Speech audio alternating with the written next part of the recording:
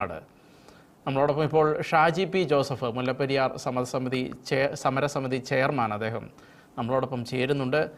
കേരളത്തിൻ്റെ പ്രതിനിധിയെ ഇപ്പോൾ ഉൾപ്പെടുത്തുമെന്ന് സർക്കാർ പറഞ്ഞിരിക്കുകയാണല്ലോ, കേന്ദ്ര സർക്കാർ പറഞ്ഞിരിക്കുകയാണല്ലോ. അത് എത്രത്തോളം ഗുണകരമാകും? പണ്ടത്തെ ഒരു സമിതിയിൽ കേരളത്തിൽ നിന്നുള്ള ഒരാളെ ഉൾപ്പെടുത്തിയത് നമ്മൾ കണ്ടതാണ്. അതിൻ്റെ റിസൾട്ട് എന്തായിരുന്നു എന്നുള്ളത്. എത്രത്തോളം മെച്ചമുണ്ടാകും ഉൾപ്പെടുത്തുന്നത് കൊണ്ട് എന്നാണ് അങ്ങേക്ക് തോന്നുന്നത്?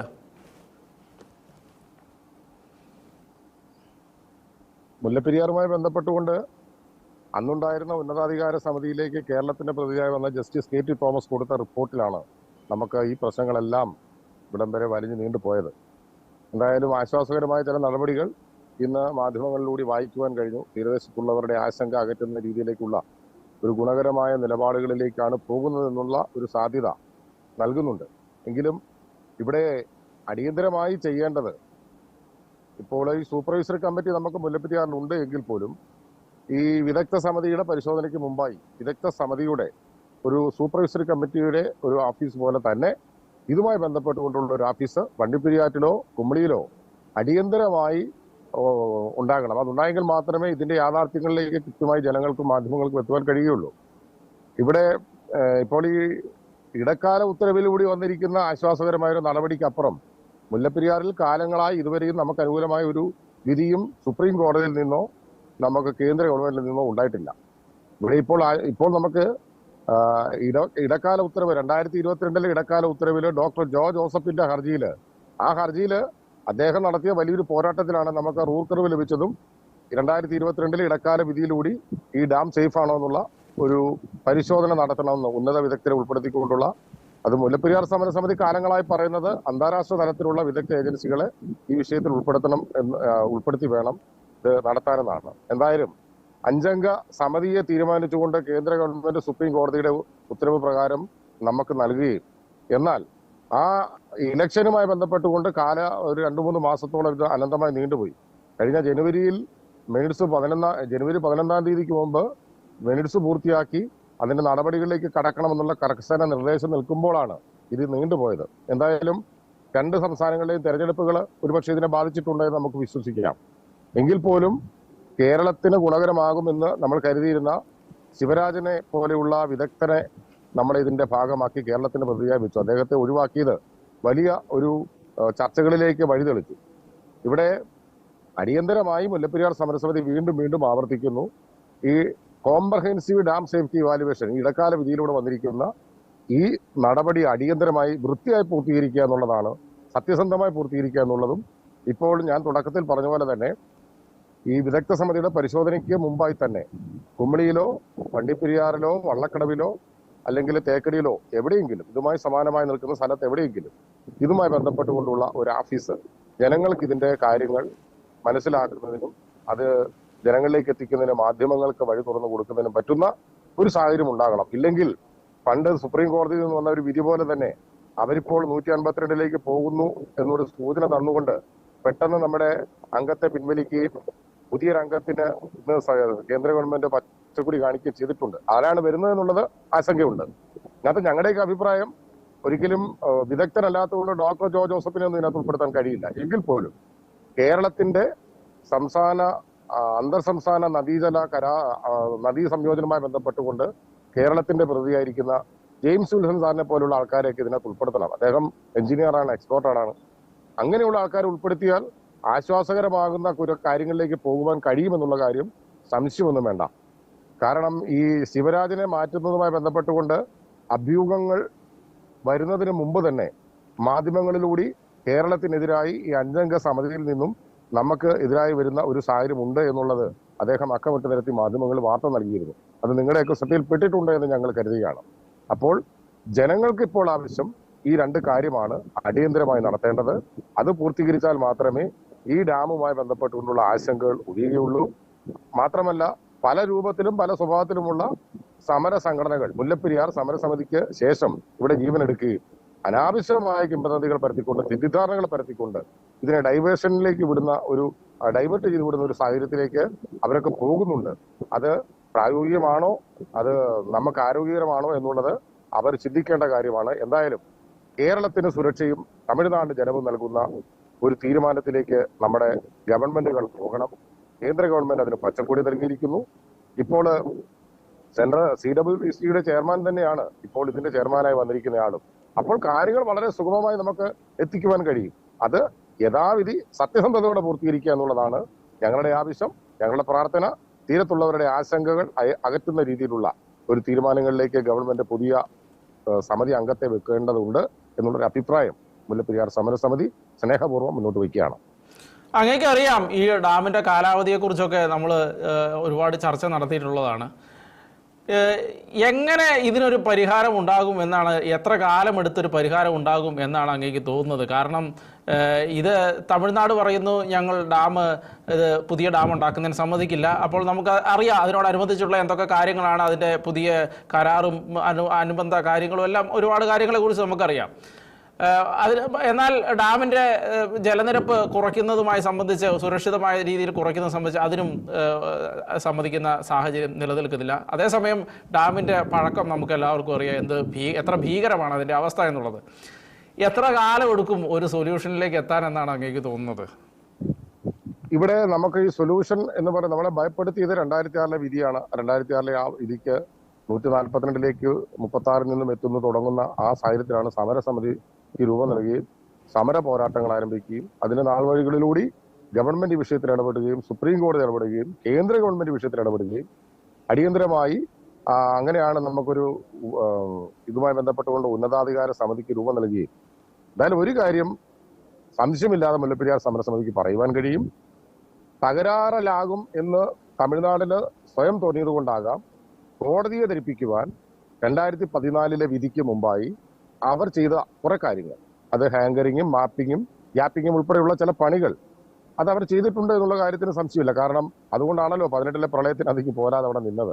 അത് പിന്നെ ഈ തീരത്തുള്ള ജനങ്ങളുടെ ഒരു പ്രാർത്ഥനയും കേരളത്തിലെ മുഴുവൻ ജനങ്ങളും ഒരു കാലത്ത് മുല്ലപ്പെരിയാറിന്റെ പ്രശ്നം ഈ തീരത്തുള്ളവർക്ക് മാത്രം പ്രശ്നമാണെന്ന് കരുതി എറണാകുളംകാരും തൃശ്ശൂരും അങ്ങോട്ടുള്ള കുട്ടനാട് ഭാഗത്തുള്ള ആൾക്കാരൊക്കെ ഉണർന്ന് പ്രവർത്തിച്ചതും ഇതിന്റെ യഥാർത്ഥ ഇരകൾ ഞങ്ങളാണെന്ന് അവർക്ക് മനസ്സിലാക്കിയതുകൊണ്ടാകാം കേന്ദ്ര ഗവൺമെന്റിന്റെ സുപ്രീം കോടതിയുടെ ആ വിധിയിൽ കുറെ കാര്യങ്ങൾ അക്കമിട്ട് പറഞ്ഞിട്ടുണ്ട്. ആ അക്കമിട്ട് പറഞ്ഞതിലും അവസാനത്തെ 14ാമത്തെ പാരഗ്രാഫിൽ സുപ്രീം കോടതി ഒരു കാര്യം വളരെ കൃത്യമായി പറഞ്ഞിട്ടുണ്ട്, ഒരു അമിക്കബിൾ സെറ്റിൽമെന്റ്. ആ അമിക്കബിൾ സെറ്റിൽമെന്റ് എന്ന് പറയുന്നത് ഇത് തന്നെയാണ്.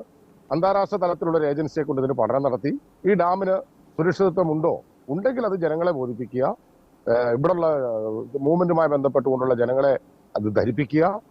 അതിനുശേഷം കേന്ദ്ര ഗവൺമെന്റിന്റെ മധ്യസ്ഥയിൽ ഈ പ്രശ്നത്തിന് എന്താണ് തീരുമാനമെടുക്കേണ്ടതെന്ന് അവരാണ് തീരുമാനിക്കേണ്ടത്. ഞങ്ങളൊന്നും എക്സ്പോർട്ടുകളും അതുമായി ബന്ധപ്പെട്ടുകൊണ്ട് പഠനം നടത്തുന്ന ആൾക്കാരുമൊന്നുമല്ല.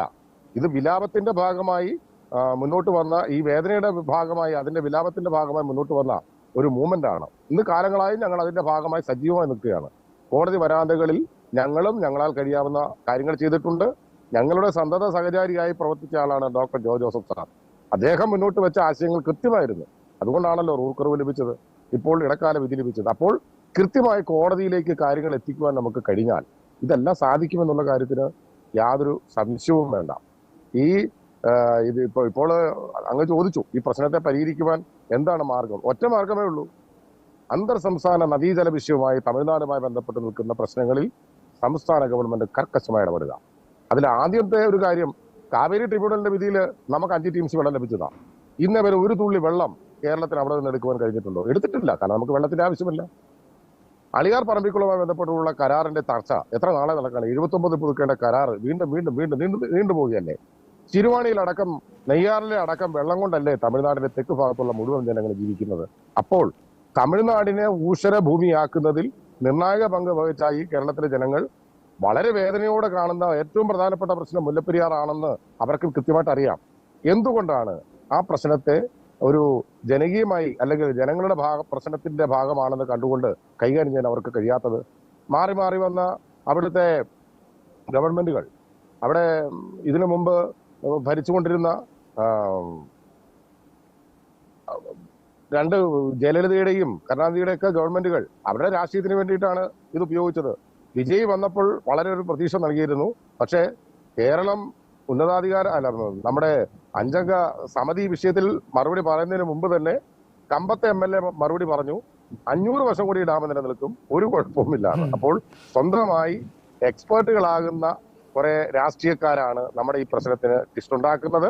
ദയവ് ഇത് യാഥാർത്ഥ്യത്തിലേക്ക് പോകുവാൻ, സുഗമമായ വഴി തുറന്നു കൊടുക്കുവാൻ ആ പരിശോധന നടത്തുന്ന ഉദ്യോഗസ്ഥർക്ക് നിങ്ങൾ അവസരം നൽകണം എന്നുള്ളൊരു അപേക്ഷ ഞങ്ങൾക്കുണ്ട്. ആ ഒരു അപേക്ഷയാണ് നമുക്കിവിടെ ആ അപേക്ഷയിൽ കൂടി മാത്രമേ ഈ പ്രശ്നത്തെ പരിഹരിക്കുവാൻ കഴിയുകയുള്ളൂ. ഇപ്പോൾ ഈ മുല്ലപ്പെരിയാറിന്റെ പ്രശ്നം കുറേ ദിവസമായി ചർച്ച ചെയ്യുന്നുണ്ട്. ഇപ്പൊ കഴിഞ്ഞ ദിവസം തൊടുപുഴയിൽ നമ്മുടെ ഇവിടെ വെച്ച് നടന്ന അപകടാവസ്ഥയെക്കുറിച്ചുള്ള പാർലമെന്റ് സ്റ്റാൻഡിംഗ് കമ്മിറ്റിയിലാണ് കേരളത്തിന്റെ ഈ വിഷയം കഴിഞ്ഞ ദിവസം നമ്മൾ വീണ്ടും ഉന്നയിച്ചത്. അവിടെയും കർശനമായി തമിഴ്നാട് അതിനെ എതിർക്കുകയാണ്. ഒരു കാരണവശാലും പുതിയ ഡാം പണിയാൻ തമിഴ്നാട് അനുവദിക്കില്ല എന്നുള്ള കർശന നിലപാടിലേക്ക് അവർ പോവുകയാണ്. ശരി, നിങ്ങൾ ഡാം പണിയുന്നില്ല എങ്കിൽ ഈ പ്രശ്നത്തിന് ഇടക്കാല വിധി വന്നിട്ടുണ്ട്. ആ വിധിയുടെ അടിസ്ഥാനത്തിൽ ഇപ്പോൾ ലോകത്തുണ്ടായിരിക്കുന്ന അപകടങ്ങളൊക്കെയാണല്ലോ ഈ പ്രശ്നത്തെ ഇത്തരത്തിലേക്കുള്ള ഒരു വിധിക്ക് സുപ്രീം കോടതിയെ വിരൽ ചൂണ്ടിയത്. നൈജീരിയയിൽ ഉണ്ടായ അപകടത്തിലുണ്ടായിരുന്ന ഡാം തകർച്ചയും, അതുപോലെ തന്നെ ജോഹനാസ്ബർഗിലെ ഡാം തകർന്നതും, അതുപോലെ തന്നെ ഈ ലിബിയയിൽ കഴിഞ്ഞ ദിവസം ഉണ്ടായ ഡാം അപകടവും, കർണാടകത്തിൽ തന്നെ ഒരിക്കലും തകരില്ല എന്ന് പറഞ്ഞിരുന്ന ഡാം പെട്ടെന്ന് തകർന്നു പോയതും നമുക്ക് കണ്ടതാണ്. അപ്പോൾ ഇതെല്ലാം ചേർത്ത് വായിക്കുമ്പോൾ ഒരർത്ഥത്തിൽ തമിഴ്നാട് ഇതിനെ ഭയക്കുന്നുണ്ട്. പക്ഷെ അവർക്ക് കിട്ടുന്ന ചെറിയ ഗ്യാപ്പുകളിലൂടെ എങ്ങനെയെങ്കിലും ഇതിനെ സ്ട്രെങ്തനിങ് ചെയ്ത് നിർത്തി കുറെ കൂടി ലാഭം ഉണ്ടാക്കുക എന്നതിനപ്പുറം ഇത് പരിഹരിക്കപ്പെടുന്നതിലേക്കുള്ള ഒരു നിർണായകമായ വഴിത്തിരിവ് ഉണ്ടാക്കുവാൻ തമിഴ്നാടിന് കഴിയാതെ പോകുന്നതിലുള്ള വിഷമം ഞങ്ങൾ പങ്കുവെക്കുകയാണ്. കാരണം ഒരു അമ്മ പെറ്റ മക്കളെ പോലെയാണ് തമിഴ്നാട്ടിലെ ഈ വെള്ളം കൊണ്ടുപോകുന്ന 5 ജില്ലയിലെ ജനങ്ങളും, പ്രത്യേകിച്ച് ഇടുക്കിയും ഉൾപ്പെടുന്ന, കോട്ടയം ഉൾപ്പെടുന്ന ജില്ലയിലെ ജനങ്ങളും തമ്മിലുള്ള ഒരു ബന്ധം. ഇവിടെ തന്നെ ഞങ്ങളുടെ നാട്ടില് ഏതാണ്ട് 70% മുകളിൽ മുല്ലപ്പെരിയാർ എന്തെങ്കിലും സംഭവിച്ചാൽ ഏറ്റവും കൂടുതൽ അപകടം സംഭവിക്കപ്പെടാൻ പോകുന്ന ആൾക്കാരെന്ന് പറയുന്നത് തമിഴ് വിഭാഗത്തിൽപ്പെടുന്ന തോട്ടം തൊഴിലാളികളും തീരത്ത് അധിവസിക്കുന്നവരുമാണ്. ഇപ്പോൾ പലതരത്തിലുള്ള ട്രിഷാണ് മുല്ലപ്പെരിയാർ വിഷയം സജീവമായി ചർച്ച വരുമ്പോൾ തീരദേശത്തുള്ളവരെ ഒഴിപ്പിക്കുന്ന രീതിയിലുള്ള, അല്ലെങ്കിൽ തീരദേശ പരിപാലനത്തിന്റെ ഭാഗമായി കയ്യേറ്റം നടത്തിയവരെ ഒഴിപ്പിക്കുമെന്നുള്ള ഉത്തരവുകളൊക്കെ ഇട്ട് എന്തെങ്കിലുമൊക്കെ പറയുന്ന ആൾക്കാരെ പുറകോട്ടടിപ്പിക്കുവാൻ വേണ്ടിയിട്ടുള്ള ശ്രമം നടക്കുന്നുണ്ട്. എന്തായാലും ഒരു കാര്യം ഈ വിഷയത്തിനോട് ചേർത്ത് പറയുവാൻ ഞാൻ ആഗ്രഹിക്കുകയാണ്. ഞങ്ങള് 3, 4, 5 തലമുറകളുടെ പിൻഗാമികളാണ്. ഞങ്ങളുടെ കാരണവന്മാരൊക്കെ മുല്ലപ്പെരിയാർ ഡാം പണിയുന്ന കാലത്ത് ഇവിടെ വന്നവരാണ്. അന്ന് മുതൽ അവരെല്ലാം ഈ തീരത്താണ് താമസിക്കുന്നത്.